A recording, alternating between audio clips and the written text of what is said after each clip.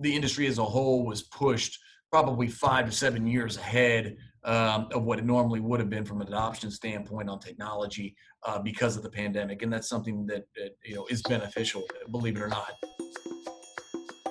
Many people can't wait to return to life as it was before COVID-19, and many companies are longing to return to business as usual. Adopting new technology has been a sink or swim strategy to keep business afloat. But for some people in the title industry, it's a part of the long game to enhance the working environment of employees and the experiences of customers. I spoke to Eric Fontanot of Patten Title Company in Texas about how his title company has adjusted operations and leveraged technology to provide safer closing options, and how the crisis has him rethinking what the title company of the future looks like. I'm Amanda Farrell, and you're listening to Title Talks.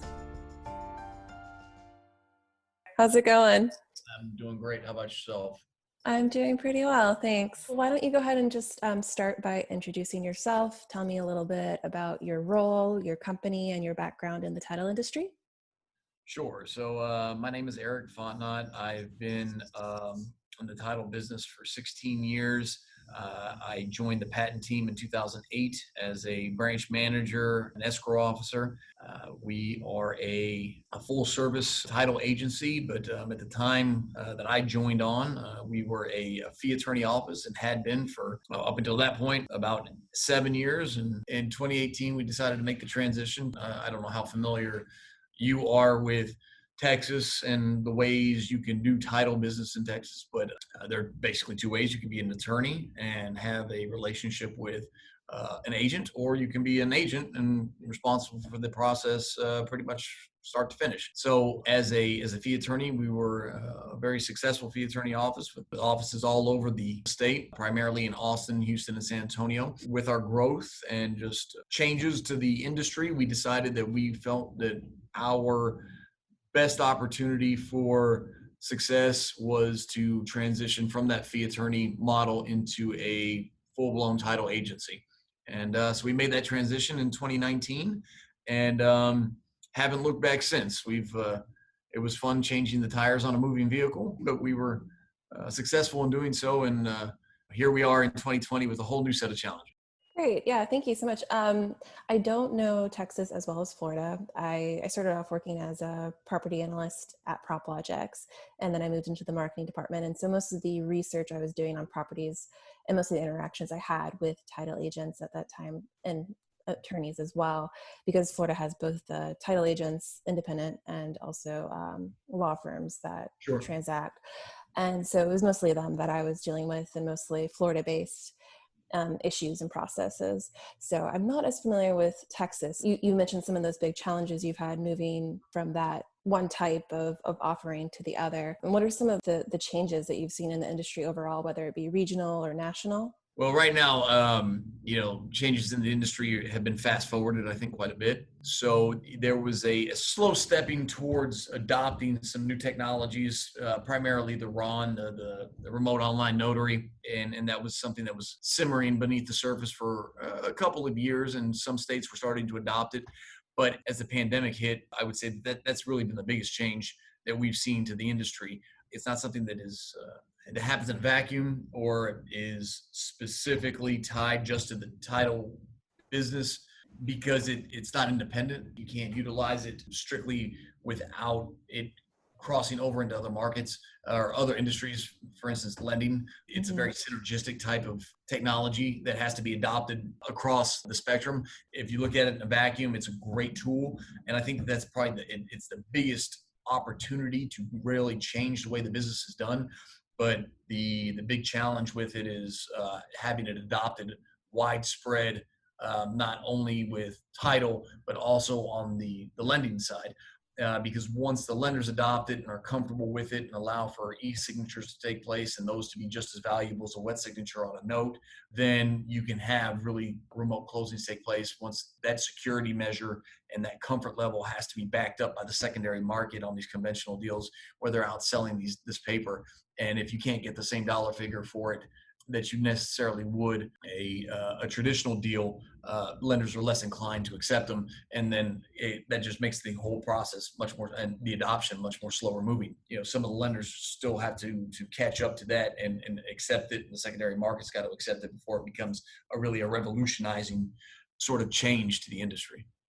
Right. Yeah, exactly. I hear that same issue. That's probably the biggest issue is lender adoption. And I've read some statistics where a lot of the traditional institutions aren't really as keen to adopting it. But then you've got companies like Quicken Loans that seem to be Yeah. the biggest proponents and the biggest users of Ron specifically. So even though they make up, I think it's like 90, 95% of all Ron remote closings, that's still not a huge pool to pull from. So, and it seems like COVID has really helped push lender acceptance a little bit more. And I know Texas was one of the earlier adopters of Ron. So, was there much movement before COVID, or has it pretty much just been a flood since then? there was It was starting to gain traction, and so depending on the type of transactions they would allow for the heavier usage of it. So what we've seen was, again, it was something that was always there in the background. There was state acceptance of it, and Texas is a unique animal in and of itself. They always want to put their own spin on things, and so they established a set of guidelines that were specific for remote online notaries, specific platforms, approval process, and so on. And so that was already in place, which was really helpful when the pandemic hit, because then it allowed for folks who had already taken steps to become RON certified and approved to get moving a little bit quicker on deals that would apply and be applicable in that situation. But what it also did was folks who had heard about it and were a little bit more slower moving to get involved, they started jumping on board much more quickly. So from our standpoint, we were ashamedly so fell a little bit more into the latter category, where we knew about it and we had dove into a little bit, but because the adoption by the lenders and the traditional business was really not that heavy, we hadn't made a really strong push. But as soon as we saw what the writing on the wall was in regards to remote closings, remote working in general, the social distancing guidelines, thankfully for our infrastructure, we were able to quickly get our team leads approved and trained on closing service platforms, so we could perform those type of closings. The amount that we actually got done, it was really negligible in the grand scheme of things. I think our self-created solutions to some of the pandemic challenges were a little easier to adopt, and they complied more with traditional closings than the Rons did. But utilizing a service like Pavaso and being Ron certified with the state, we were able to complete some cash transactions and even distance transactions that maybe we would not have been able to close ahead of time. So being able to move quickly, the state of Texas being very aggressive about making changes to remote online notaries and just the adoption process and helping facilitate that because of the pandemic. I had a mortgage broker friend of mine say that he thinks that the industry as a whole was pushed probably 5 to 7 years ahead of what it normally would have been from an adoption standpoint on technology because of the pandemic. And that's something that is beneficial, believe it or not, when things are all said and done. So, Absolutely. Yeah, I definitely agree with that. I definitely seen a lot more interest. People who were, like you've kind of mentioned, sort of just dragging their feet, waiting for more of a green light, go ahead from lenders, all of a sudden really started getting interested in how to adopt this technology and implement it into their process.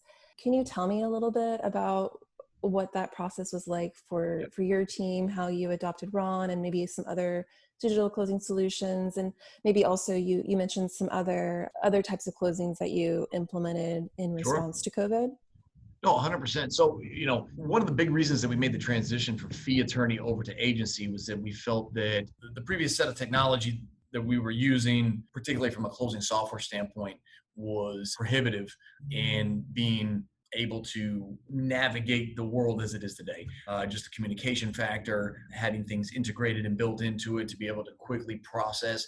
So we needed a change, and we recognized that. So first and foremost, we made the change well in advance of any of the pandemic reactionary sorts of things, but we felt that we needed to make a transition from a technology standpoint to a much more forward-thinking platform. And so we chose a company called Qualia, who was a relative newcomer on the market at the time.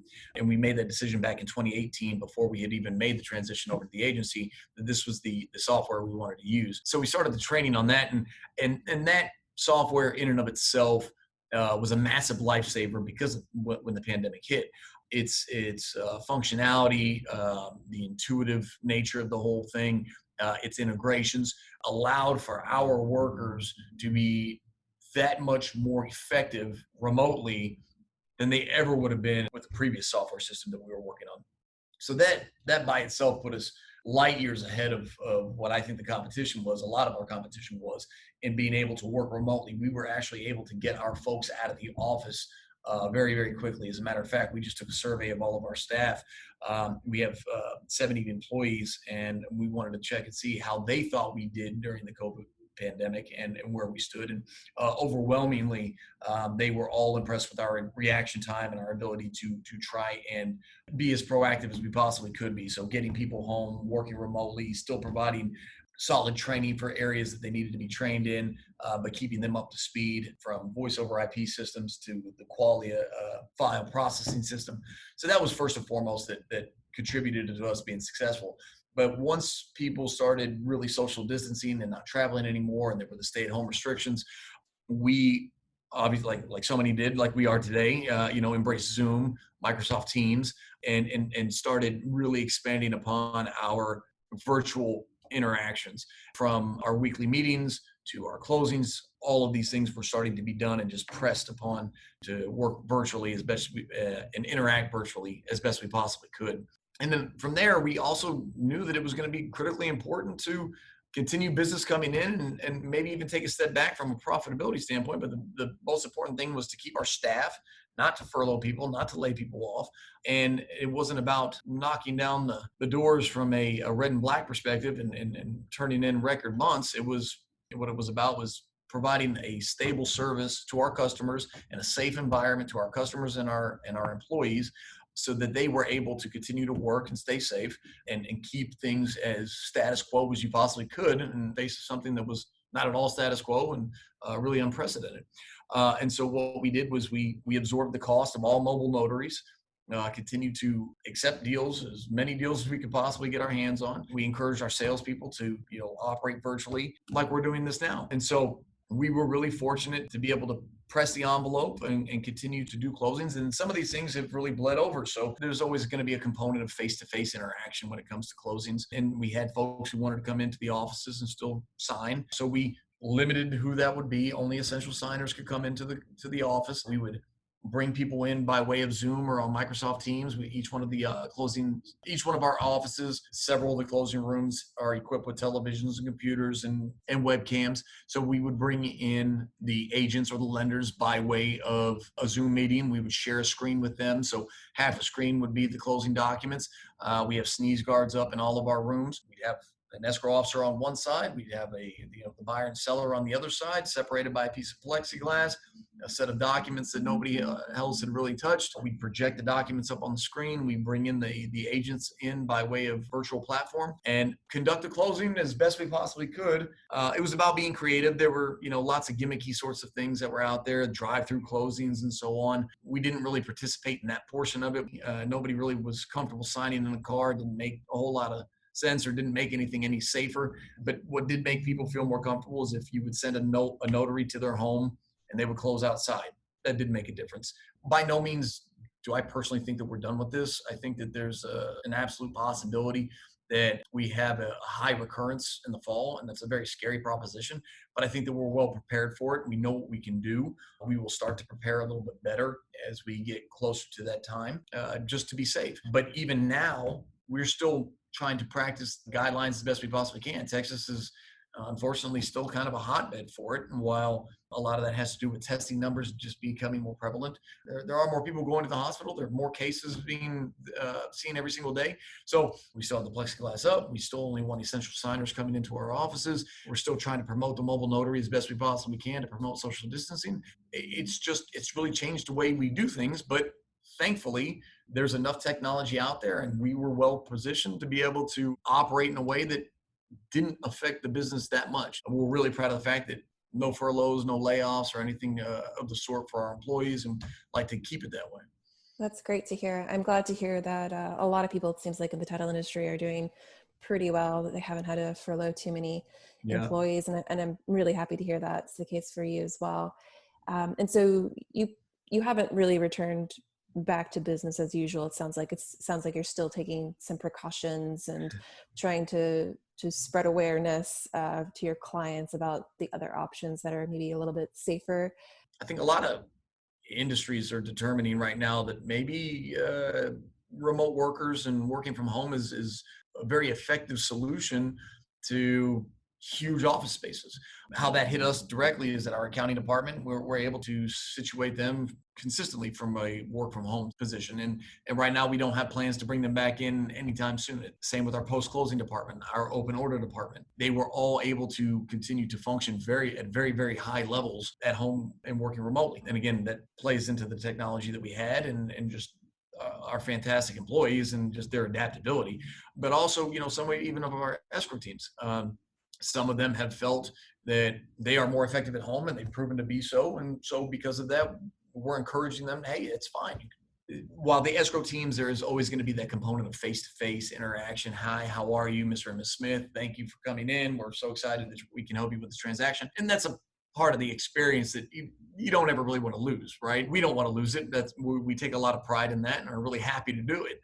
But there are components of the business that can be remoted out and done from a distance, and that just helps overall. And maybe in the long term, it changes what our needs are from a closing situation. That maybe it's a little smaller office space where you just have the more decked out closing rooms, and we can have fewer people in the office actually handling the transactions, regardless if it's a larger operation, like even our HQ here in Houston, which we always had a relatively larger office space. Maybe it makes more sense to have a little bit smaller. Yeah, that's great.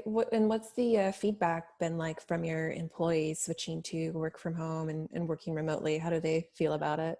That's a really good question, and it's funny because you get to see people's personalities really come through. The ones that really appreciate the camaraderie and just the overall interaction on a consistent basis of their teammates, and then you see some of the introverts that come out too. They're like, yeah, no, I kind of dig on this. I'm going to stay at home and stay here in front of my computer and work. So it's you got a wide range of what makes sense for people, but overall the feedback has been really good.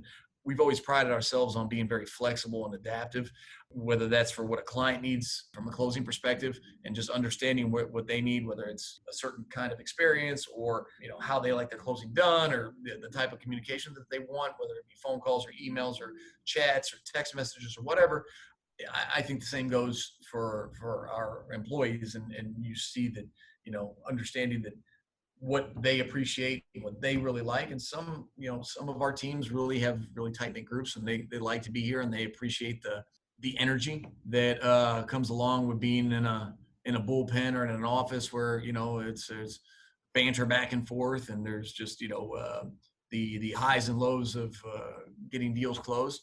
And then some people like to put their headphones on and just grind and not be interrupted by certain things. And so we are very much focused on pouring back into our employees and putting our people first, knowing full well that if you pour into them and support them, they will in turn support your customers at a very high level.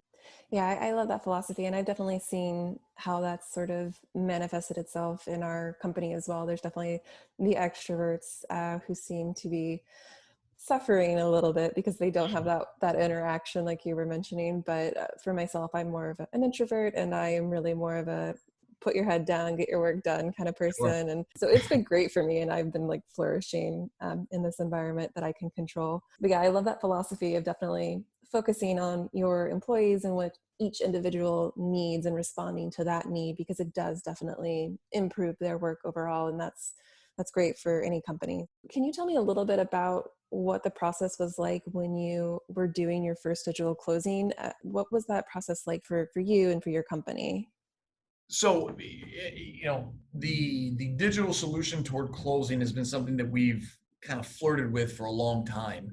There were a lot of the business that we've done over the past has been institutional. So we've had some larger clients who bought in droves, and they were based out of state, and so we would make arrangements to be able to send documents or walk through documents with those folks by way of a virtual meeting. So we had a little bit of a leg up from that standpoint, where the comfort level of some of the closing teams that they were accustomed to doing that sort of thing. So when we started making a legitimate push to do as many deals as we possibly could from a remote standpoint, it was a relatively smooth transaction. Most of them are hybrid. As I mentioned before, we did learn to be very transparent. Initially, when the pandemic hit and Ron started taking over and there was opportunity there, we were pushing the mobile notaries. We were trying to farm out as many Ron opportunities to mobile notary companies as possible, because that's what they did. That was their space, and they were already the experts on it. We were already footing the bill, so it made more sense to try and keep the flow going as best we possibly could while outsourcing that component of the deal. But as they got busier and busier, because everybody else had the same idea, we started implementing the hybrid style closing. Obviously, the RONs were relegated to the few deals that were actually cash transactions, or the few customers, lenders that would approve them. So there were some challenges on the consumer side, where sometimes the technology wasn't up to snuff. And I don't know how familiar you are. We use Pavaso as the closing platform for the RONs. So it's very heavy duty. So transitioning and dragging and dropping documents from notary to seller, or from notary to buyer, it can be a little bit cumbersome. So it would take a little bit of time. It was a little bit more daunting from that standpoint, but it still was effective in getting the deal done. I feel like our biggest success was back to what we're still doing today, and is trying to have as contactless of a closing as we possibly can. In years past, we have closings that come in and we schedule them every 30 minutes. We have plenty of closers on staff, and we'd have a lobby full of people as you would get towards the end of the month, or the end of a week. And we've had to redirect from being just hey, yes, we'll get this done whatever time you want to. No, we really need to get this to a little bit more strict schedule. So that way, when Mr. and Miss Jones show up for a 12:30 closing, they're the only one, or maybe there's only one other closing in our office at a given time. We put them into a closing room, we turn on the TVs, get them piped in with their agent or their lender. We'll also project the closing docs on the screen. That was really the most effective way of adapting technology toward safety, because lots of people were still very adamant about coming into the closing and being a part of the closing from a face-to-face interactive standpoint, and having that traditional experience. Outside of that, a lot of folks were very comfortable with the mobile notary. They didn't want to leave their house. And whenever there's a mobile notary situation, this was just something that we've always done, is we've always made ourselves available either by phone or by a virtual platform to connect with them, walk them through documents that they had any questions for. Do you find that there's any sort of demographic divides when it comes to the appeal of a remote closing? Have you noticed younger buyers, new buyers more willing to adopt it versus maybe older people or people who have already closed on a home previously? 100%. So I don't know if I can really draw a line, because I think there are certain just tendencies across the board that differentiate. You got older folks who are seasoned buyers or sellers, investors, whomever. They typically tend to be a little bit more tech savvy, and are more willing to, and time is a very important thing for them. And likewise, millennials are just accustomed to doing everything online anyway. So those two segments of people we have found are very willing to operate remotely, either by way of mobile notary or virtual platform, or anything to keep the day moving as quickly as possible without having to stop and go into a closing. And then you have your more traditional seller or buyer, first time buyers. And that's where I have a harder time drawing that line. So for instance, millennials, a first time home buyer is a first time home buyer is a first time home buyer. And they tend to want to have that experience and walk through, and the agents want to help usher them through, unless they are just really, really that busy that comfortable in a virtual world. By and by, we feel that we've been able to help kind of progress the conversation by having this sort of hybrid method. And here, because of the pandemic, keep wanting to keep people separate. So Mhm. we think that's been helpful in all of it. Do you see yourself continuing to use that technology with the, you know, zooming in the lender, the agent, or whoever it is, the other parties? Is that something you plan to continue to use throughout your workflows? Oh yeah, we think that that's definitely the wave of the future. In fact, at the risk of putting out there a really good idea, I don't know if I want to even say it, but we've tossed it around that doing things like this would actually eliminate the need for some of the brick and mortar locations and enable more expansive geographic closings, not only for individuals, the consumer, the actual consumer, Mr. and Ms. Jones buying or selling the home, but also for agents. So maybe we don't have a location in Galveston, right? But we've always pushed to be able to keep the experience consistent as you possibly can, regardless of maybe who's sitting in front of them at that given moment in time. We know that if our closers are sitting here face to face on a Zoom closing, that we can give that same feel and comfort level to a Mr. and Ms. Jones who's selling a piece of property, regardless if it's a mobile notary there or myself actually sitting there and doing the notarization for them. Mhm. That makes sense. Definitely. It's more about creating that same environment and that same feeling with basically creating your brand as a title company as an experience versus just a place that people go. And you mentioned that you used Pavaso. Are there any other Ron tools that you've used specifically, or are there any other digital tools that you are implementing? You mentioned Zoom as well. Is there anything else, without giving away any of your secrets or anything like that? I wish I really had some really good trade secrets that I could keep, tucked away that separated us that much outside of just, providing good experience. Honestly, outside of, the Ron platforms, and so Pavaso was the one that we chose. We felt that was the one that was best suited for what we were doing, and we were very comfortable with it. Zoom and Microsoft Teams have been great. Qualia, I mean, and that is kind of a letting the cat out of the bag. I know they appreciate it, but the closing software is fantastic. And so just their built-in integrations, their communication tools, their updates on milestones, and then the ease of use, the customer experience on their side of it, the agent gets to see it, the buyers and sellers get to see it. It goes a really long way.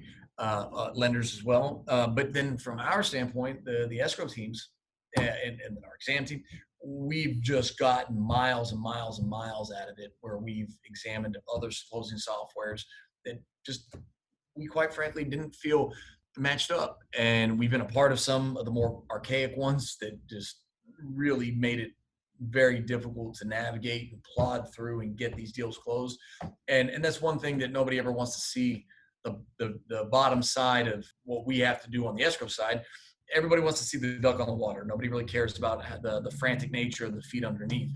But when you can have a little bit more peace with that gliding duck, because you have a really solid system in place, from a task-oriented system to just great communications to great integrations between different service providers, it makes the transaction that much smoother. And then you take that with their security platform that they have, you can move it out remotely very easily and quickly without too much fanfare. And that just keeps I keep using the experience word, but that's what it is, the customer experience consistent. And that's really what's important, especially, here in Houston, our challenges in Florida too, right? Like you have a hurricane that hits, oh man, Houston may just shut down for a week. The rest of Texas doesn't stop. And so being able to move offline and get to another location quickly and being able to continue that experience as best you possibly can is huge for customers outside of your direct geographic area. One of the other technologies that we've implemented that we're very excited about having is called Certified. There is a massive industry of cyber criminals out there who are constantly trying to steal people's money. It's rampant all over the world. This is a big time industry, cyber criminals, and they go after real estate agents, they go after title companies, they go after Mr. and Ms. Jones. And so we adopted this technology that's out there called Certified that protects. They work with LexisNexis and they protect the customers outgoing and incoming to the title company and outgoing wires from the title company, and they insure it up to $1 million per transaction. And we have them go through a couple of verification steps and authentication steps, and we're really excited about using it. We think that it's going to make a big difference, and so that also something that we hang our hat on and want to continue to be very safe about. That's great. I'm excited to hear that you're using Certified because I've actually had a few conversations with Tom Concrete of He's Certified. great. Yeah, and we actually hosted a webinar together at Alta, and he's a great storyteller. He's a great Yeah, presenter, really great guy, and that's exciting to hear that people in the industry have adopted the technology that he created. There was a clear need for that. 100%. So tell me, what are some of the challenges that you see coming either for your title company, the title industry as a whole? What do you think? What are the biggest challenges that still exist despite all these new technologies? Obviously, COVID-19 has been a huge challenge, but other topics or issues that you think are important to the industry? I think that the title industry is a really well-rooted industry. I think that as long as the primary way buyers and sellers or buyers obtain property is by way of mortgage, the lenders are going to want a policy and somebody to insure that transaction. And because of that, I think that we're relatively well insulated from a longevity standpoint. I think that the biggest challenges are always going to be just market conditions and ebbs and flows. And so we are a business that has always been relatively high demand on from a people standpoint. You got to have seasoned, professional, well experienced escrow officers who are taking care of people's money and making sure that their properties that they're buying have been well examined, that there's nothing there that's going to affect them moving forward in the long haul. And I think that the challenges that we face with that is that finding those and keeping those really well seasoned people and then passing down that information to the next generation of folks who are coming behind. Those are, I think, what it makes the industry what it is. And I think that the massive push towards technology, I think that there was all this talk about, blockchain and, quick title searches and how fast can we provide an insurance policy on a piece of property, trying to facilitate quicker and faster transactions, which is just the world that we live in. I think those things are a little bit juxtaposed. I think that there's a little bit of a challenge there. I think that finding that balance is always going to be where our biggest hurdles lie, is that it takes time to do this job right. It takes time to be successful at it and be able to compensate people fairly for what they do and their knowledge base, and to be able to build solid businesses and companies that make good sense and provide good experiences. Because at the end of the day, there's this massive customer service component that gets taken away when you try to chip away at every last dollar on it, every last person that's needed in order to help keep the transaction running smoothly. And so while I'm all for making it as efficient as possible, the demands that get put on it to continue to revolutionize, I think you have to lean on technology, and that's what we're trying to do. I think those are the places that you're able to make it feel better and keep the experience what it is while trying to save people time, energy, and money. But I think that there's the challenge of discounting what the industry provides and the knowledge base that it takes in order to provide that level of service. Finding that happy balance there is really important. Mm-hmm. Yeah, it's interesting you bring up blockchain because we've talked a little bit about lender adoption of RON, whereas with blockchain, in my mind, that's going to be a lot more difficult because we've got also municipalities are another important party and county recorders. And so I can see that adoption taking even longer to do and even being more disjointed, unfortunately, just because of the way that our land record system is set up at the moment. And I know that there's been some attempts. I think First American was talking about doing some sort of back title blockchain platform or something for a while there. So it'll be interesting to see in the next few years what that looks like. I think it'll take much longer to actually get there to where we're actually using blockchain on a daily basis. But yeah, I just thought that was interesting how you brought that specifically up. Well, I think, to your point is that, there's a thought process behind it that you can look at this like just regular insurance, and try to shift it from, um, you know, so hazard insurance is, this, you're paying a premium up front for what potentially could happen in the future, right? And you do that every single year, and you're working 1 year at a time. In title, it's you're buying a policy, paying for a title insurance policy for everything that possibly could have happened in the past, and in hopes that nothing ever rears its ugly head from anything previously, right? But there's no re-up year after year after year. So 3 years in, 4 years in, you've written a modest policy on a modest, it's a modest amount of money in conjunction with, the amount of in comparison to say hazard insurance that you're re-upping every year. So $200,000, you spend $1,500 on a policy on a $200,000 piece of property, and then 3 years or 4 years down the road, something happens that you missed or that got missed in the chain of title, a challenge to the ownership or whatever it may be.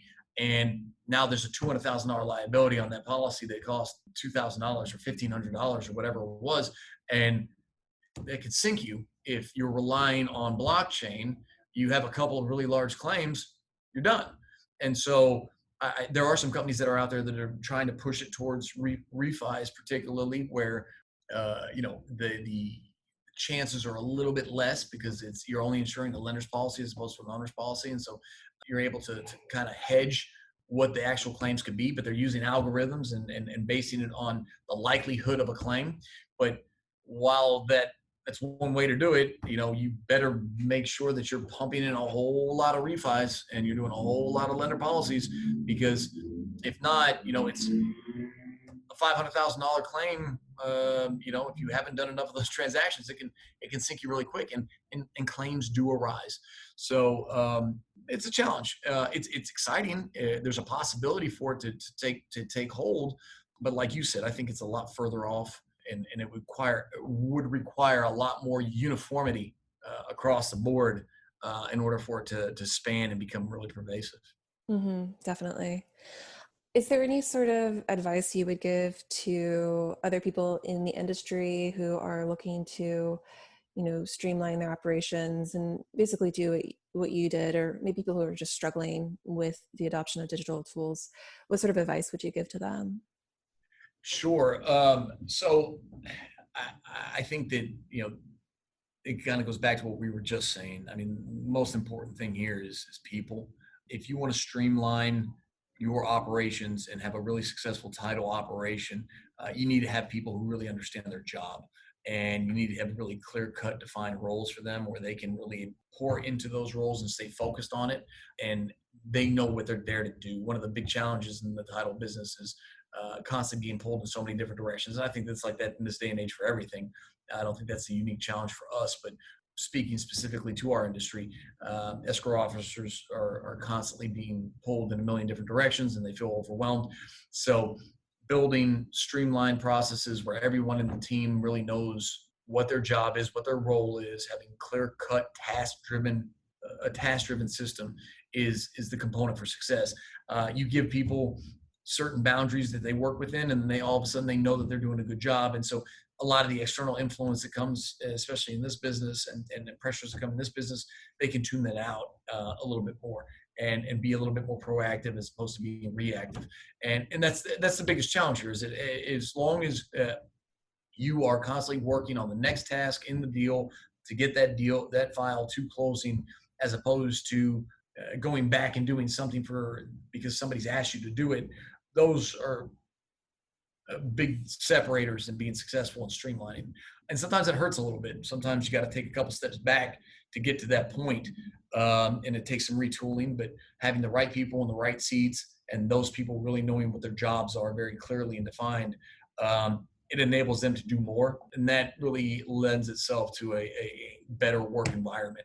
And if you provide a good work environment, then people can find themselves being happy at work. And then that's really what I would suggest is clear, defined roles and good processes. Mm-hmm. That's great. Is there anything else that you would like to add? That anything else you'd like to share about what Patent Title is doing right now?